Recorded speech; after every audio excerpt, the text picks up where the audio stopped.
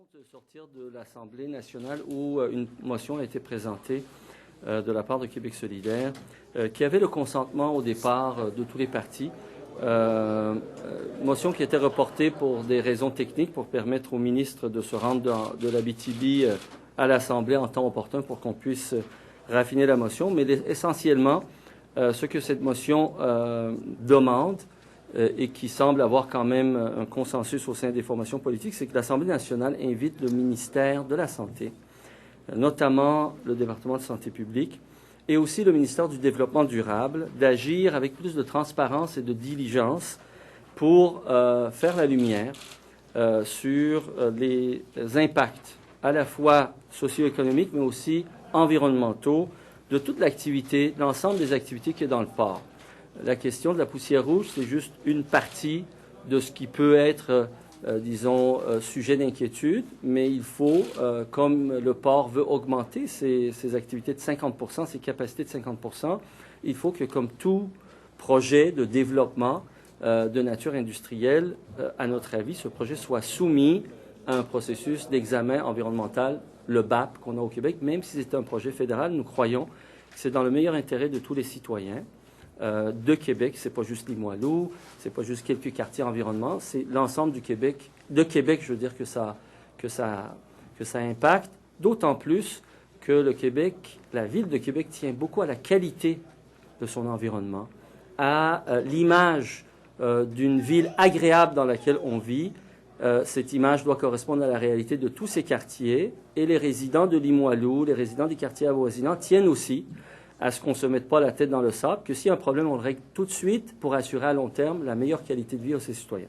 J'ai invité Mme Véronique Lalande, qui avait tiré les cloches d'alarme il y a déjà quelques temps sur ce sujet, pour venir nous présenter le tableau plus large de ce que ça veut dire en termes d'évaluation et d'impact. Mme Lalande. Bonjour. Est-ce que vous voulez que je fasse une allocution? Est-ce que vous voulez que je réponde seulement aux questions? D'abord, présenter peut-être les autres éléments que... évidemment, là, tout est très public et on en parle beaucoup, mais encore, selon nous, on ne parle pas assez du problème de fond. C'est-à-dire qu'au centre de notre communauté, il y a un joueur vraiment majeur qui conduit des activités d'une ampleur et d'une complexité extrêmement importante, qui ont des impacts sur l'ensemble de la cité, sur le fleuve, sur les citoyens qui partent de Beauport, qui descendent évidemment dans Limoilou, mais aussi le secteur historique, le Vieux-Québec, le Cap-Blanc, Lévis et même l'île d'Orléans, et qui est c'est vraiment anormal qu'une situation comme ça ait pu durer pendant près de 100 ans, où un acteur au centre de la communauté n'est pas soumis aux mêmes lois, aux mêmes juridictions que l'ensemble de la population. Et nous, on ne conteste pas qu'il y ait une juridiction propre au port qui s'applique sur son territoire pour ses activités. Mais dès qu'on parle d'environnement, dès qu'on parle de santé, on parle d'effets et de choses qui dépassent les limites du port, qui ont un impact sur les populations et sur l'environnement. Et les gens qui ont la charge de protéger l'environnement et la santé des citoyens à l'extérieur des limites du port doivent pouvoir faire leur travail, c'est-à-dire avoir un accès libre et une transparence complète avec la source possible de contamination, ou en tout cas la source des activités. Oui, madame a levé sa main avant. Depuis le début, on blâme le port dans cette histoire-là. Pourquoi il n'y a pas plus de pression sur le port? Pourquoi on n'a pas tout de suite des explications? Pourquoi ça tarde tant? Bien sûr, poser cette question est importante. Le port est un moteur d'activité économique important à Québec. On peut comprendre qu'on ne veut pas, torpiller sa capacité de rayonner, de créer de l'activité économique, de l'activité touristique. Mais je pense que les autorités du port et de la ville, maintenant, doivent être conscients que ça ne peut pas se faire en cachant des choses au public. Vaut mieux, s'il y a des problèmes, que ça soit transparent, et c'est le sens de la motion, que tout le monde soit mis au courant, que les citoyens puissent prendre part à ce débat, trouver des solutions. Les citoyens ne veulent pas fermer le port, là. Ils veulent simplement dire comment on fait pour que cette activité puisse se mener en accord avec l'idée qu'on se fait de Québec une ville agréable, de qualité, où à la fois c'est le décor, le paysage, l'architecture, mais aussi la qualité de l'air et la qualité de la vie. Donc, quelles que soient les raisons qui ont poussé certains promoteurs à faire des pressions sur le port pour cacher cette information, aujourd'hui, tout le monde consent qu'il faut bouger. Mais là, le problème, ça a été le DSP, à mon avis, et le ministère de l'Environnement. Puisqu'ils savaient, ils avaient des études, qu'il y a eu des avertissements, que les citoyens sont allés les voir, aujourd'hui sont un peu mal placés pour dire « Ah, on a agi ». Le problème, c'est que dans ce dossier, comme dans plusieurs autres, malheureusement, le DSP de Québec est un peu sur son quant à soi, est inactif et passif. Nous, on aimerait dorénavant, avec les histoires qu'on a connues sur Shannon et sur la Legionellose, que là c'est la troisième prise pour le DSP de Québec. L'histoire des poussières rouges, c'est la troisième prise.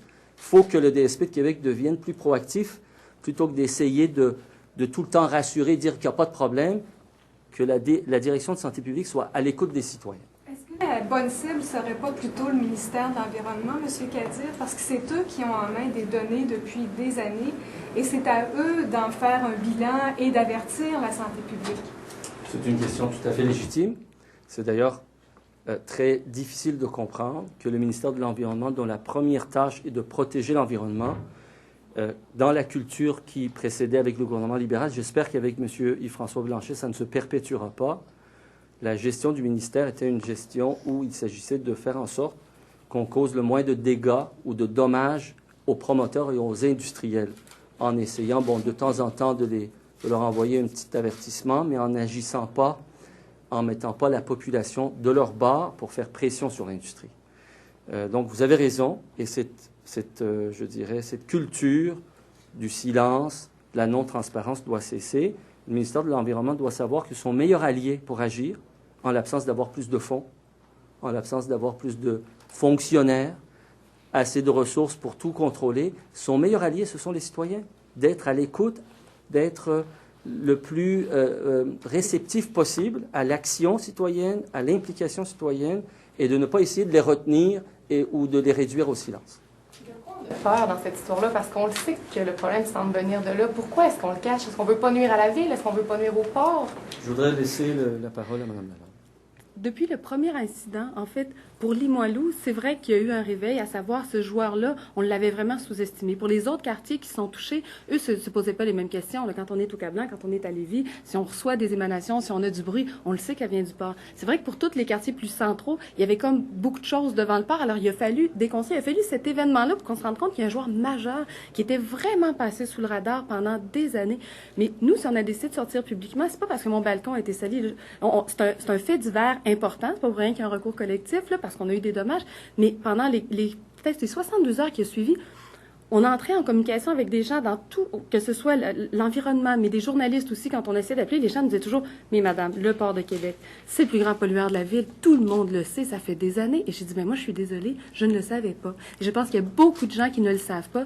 Et si tout le monde s'est convaincu qu'on pouvait laisser aller cette situation-là, moi, je suis pas prête à le faire. C'est pas vrai. Je vis dans une société où si moi, je fais de la poussière et je fais du bruit juste chez mon voisin, je vais être tenue responsable. Je n'accepte pas que dans ma communauté, quelqu'un puisse faire ça pendant des années et qu'il ne soit jamais inquiété. C'est sûr que quand on s'attaque au port, on s'attaque à un joueur économique majeur. Mais je vous dirais aussi que quand, en plus, on s'attaque à un port comme le nôtre, qui est un port dans le vrac solide et liquide, on s'attaque en même temps à l'industrie portuaire, à l'industrie minière et à l'industrie pétrochimique. C'est des très gros joueurs et peut-être que ça peut expliquer pourquoi pendant des années, les gens ont eu peur comme ça de sortir. Moi, j'ai décidé que ça suffit. Moi, j'espère que Mme Maltais, qui va rencontrer le président du port, que le ministre de l'Environnement, qui va être interpellé aussi, change cette culture-là, que le gouvernement n'ait pas peur de mettre devant leurs responsabilités les industriels, que ce soit les miniers, les compagnies minières, que ce soit les compagnies pétrolières. Comme tout le monde, ils doivent respecter des lois, puis respecter des règles environnementaux, des règles sanitaires. Ça fait partie des responsabilités de tous les citoyens. Pourquoi des grands industriels y échapperaient? Oui, M. Kadir, est-ce que la Ville de Québec n'a pas un rôle à jouer aussi dans ce dossier-là? Puis est-ce que vous êtes satisfait de ce qui s'est fait jusqu'ici comme mobilisation? Je vais laisser la parole à une citoyenne de la Ville et je vais vous répondre. Merci. Oui, je considère que la Ville a un rôle important à jouer et je n'attends pas de mon maire à ce qu'il s'occupe nécessairement de santé publique et d'environnement. Par contre, on est tous des citoyens sur son territoire, dans sa ville. Il y a des règlements très clairs en ville sur le bruit, sur la poussière, sur les nuisances. Moi, je m'attends... C'est pas normal qu'un quartier doive faire fonctionner sa sécheuse en juillet parce qu'on peut pas étendre notre linge sur la côte. C'est pas normal que on doive laver 3 fois par semaine les meubles de patio. Ça, c'est de la responsabilité de la ville. C'est pas normal que mon fils ait joué dans un parc qui est recouvert depuis 10 ans d'une fine poussière très chargée en métaux lourds, donc probablement le terrain contaminé. Le parc, c'est la responsabilité de la ville. Et donc, tout ça, je m'attends pas du maire à ce qu'il fasse la job des autres, mais je m'attends à ce qu'il fasse la sienne. C'est-à-dire s'assurer que l'ensemble des citoyens qui vivent sur son territoire et qui payons des taxes, on puisse vivre notre vie en paix et on puisse jouir de nos biens sans être inquiétés au quotidien. Oui. J'ai vu que M. Labombe avait pris des mesures énergiques, notamment en prêtant 4 de ses employés à la direction de santé publique. En soi, ce geste-là est assez troublant de savoir que la direction de santé publique de Québec n'a pas les moyens de faire la job. J'espère que ce n'est pas juste pour contrôler le message.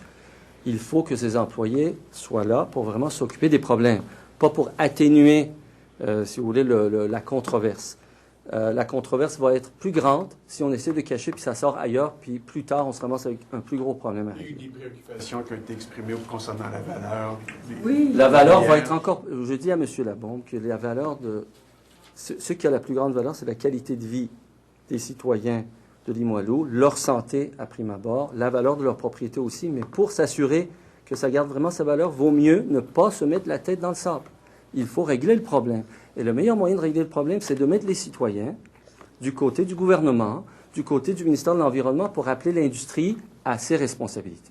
Si on fait tout juste pour ne pas nuire à l'industrie, puis pour ne pas nuire à un équilibre économique précaire qui est basé sur la valeur des maisons, bien, à plus long terme, on va se ramasser dans du plus gros trouble. Je pense qu'il faut avoir une vision à plus long terme. J'aimerais vraiment ça. Je voudrais juste ajouter ce que je trouve vraiment triste.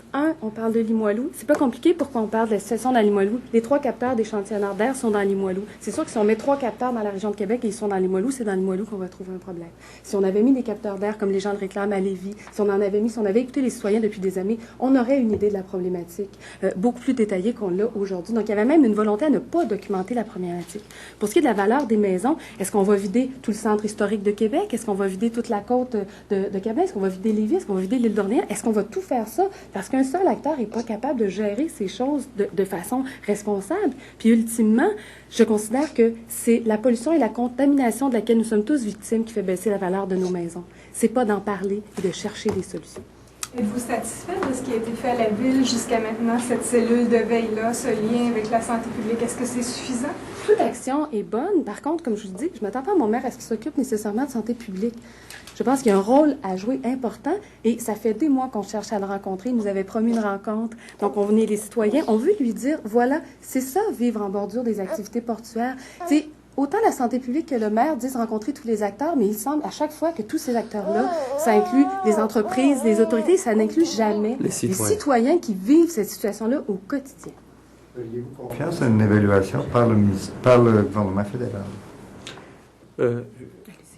Le gouvernement fédéral, sous la gouverne des conservateurs, je pense, n'est digne d'aucune confiance pour tout ce qui touche les questions environnementales.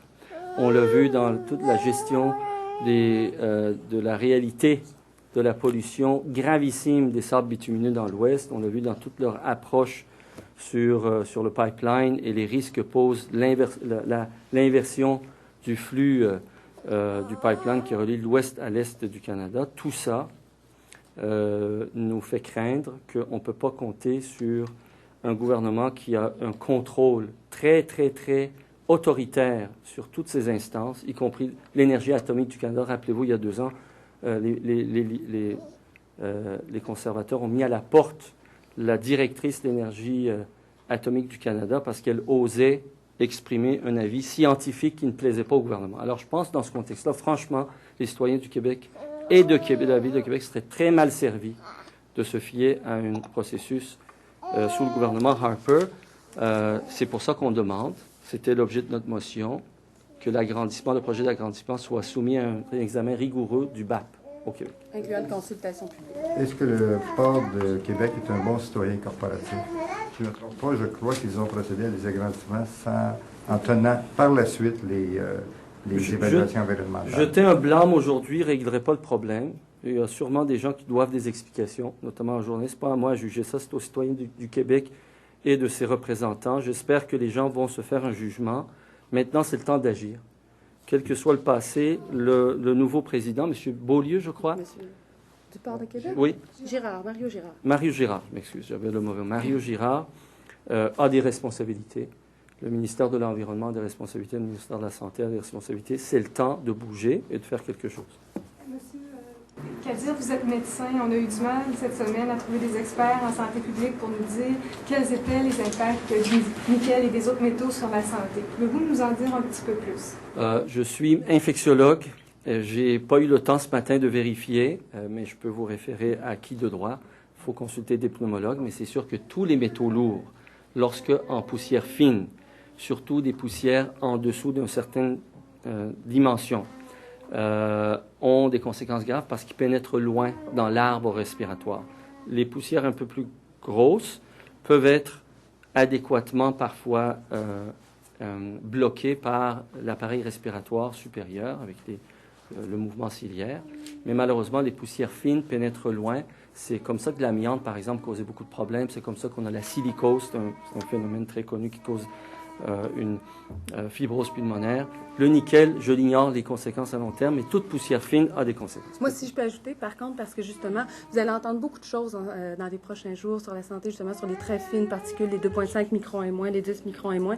Donc, oui, il y a la très fine poussière et c'est vrai qu'au niveau, les impacts les plus graves sur le cancer et sur l'appareil respiratoire sont avec les très fines particules. Et oui, ça, c'est très documenté. Par contre, nous, on est sur le point de sortir vraiment une revue de littérature. Il y a une littérature extrêmement abondante, surtout dans les 10 dernières années, sur l'effet des métaux lourds sur la santé. Et ça inclut, oui, les fines particules, mais aussi les grosses particules qui se déposent, qui contaminent les sols. Donc, le fait de vivre dans un sol contaminé, si ça fait 10 ans qu'en fine couche, il y a une poussière de métal qui se dépose partout, ça contamine les sols. Cette poussière-là, on a des liens entre, oui, les maladies respiratoires, mais aussi des dermatites, des causes d'eczéma, des problématiques au niveau coronarienne, des aggravations des pathologies existantes, jusqu'à la réussite scolaire des enfants. Donc, il y a une étude en Nouvelle-Orléans qui a vraiment démontré que les sols contaminés, les régions où les sols étaient plus contaminés, expliquaient à peu près autant la réussite scolaire des enfants que la sécurité alimentaire ou le ratio prof-élève. Donc, ça va au-delà. Oui, on va vous parler beaucoup de petites particules. On va même réussir à vous dire que finalement,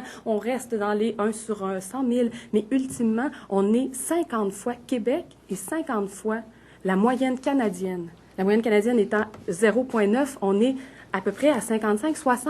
Est-ce qu'on trouve ça normal que l'ensemble de notre communauté vive dans du nickel à ces taux-là? Selon nous, les effets sur la santé ils sont multiples et ils doivent tous être documentés. Le port vient d'émettre un communiqué disant qu'ils sont prêts à collaborer. Est-ce que vous y croyez? Je crois qu'on n'a plus à croire des paroles. La belle expression, là, il faut que les babines suivent les bottines. Moi, je m'attends du port les babines aussi, tout. Donc, je m'attends à des actions.